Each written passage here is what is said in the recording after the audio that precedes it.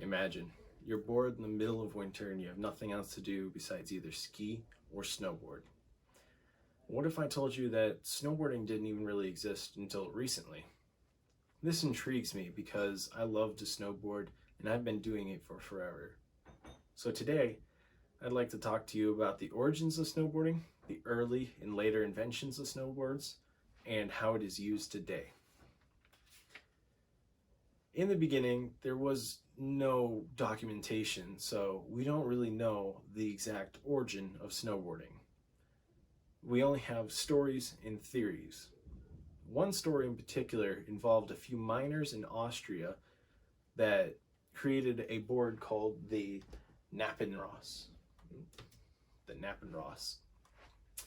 They created this back in the 16th century to go down hills faster to get to where they needed to go. They also had a similar invention in the Swiss Alps.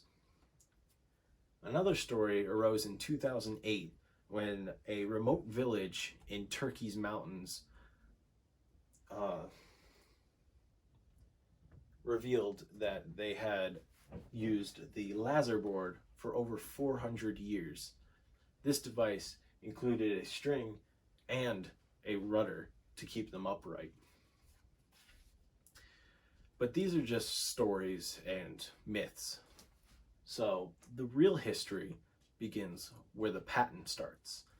The very first patent for a snowboard-like device was credited to Gunnar and Harvey Bergensen in 1939. It was from this point for a few years that snowboarding never really took off. Nobody really wanted to do the sport until one product, the Snurfer, became a thing. Sherman Poppins created the Snurfer on Christmas morning in 1965. The Snurfer was created by cross-bracing two skis together and adding a rope to the front so that you could pull it up to go down the hill. This product was licensed and sold to over 750,000 people between the 1960s and 1970s, according to the International Skiing History Association. This marked the start for a race to perfect the snowboard. In 1972, Dmitry Mulovich worked on his own prototype of a snowboard. He worked at a snow resort called Snowbird, and he built his product called the Winter Sticks and ended up in 1974 building and selling it on the market. This was the first product to involve fiberglass, polyurethane, P-Tex, and a metal rim.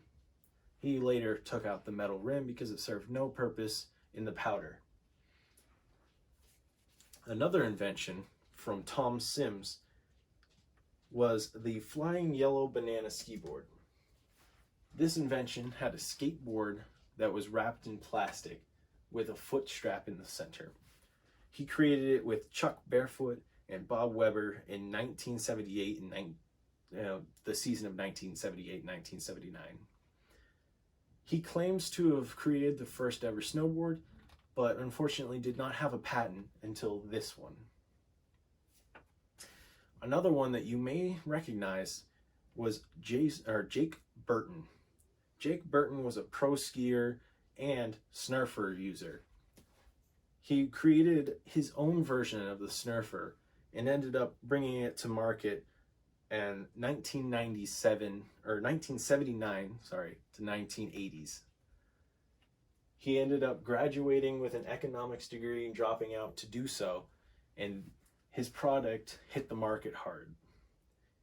In the 1980s, he built a management team, skilled riders to ride his board, and a manufacturing industry in Austria. As snowboarding became more popular, it reached more and more houses and became a more locally accepted sport. Ski resorts were the last ones to take in snowboards. They thought that snowboards were more unruly and more dangerous than skiers, and they thought they endangered the ski resorts. But nowadays, almost every ski resort accepts snowboards. Snowboards are everywhere. There are so many brands to choose from, and they're even accepted in the ski patrol. The ski patrol was late to uptake it and still hasn't taken it in every single ski resort, but they can still be used to help people to manage resorts and to block new paths that have been melted away. Some top brands that snowboards nowadays include Burton, K2, Ride, Winston, and Flow. In conclusion, I've taken you through the vast history of snowboards, including everything from the origin stories to the more important inventions that have led up to nowadays product, and how it is used in today's markets and lifestyles. Next time you're bored at home, you might think of picking up a hobby of snowboarding and just going out and shredding that POW. Thank you.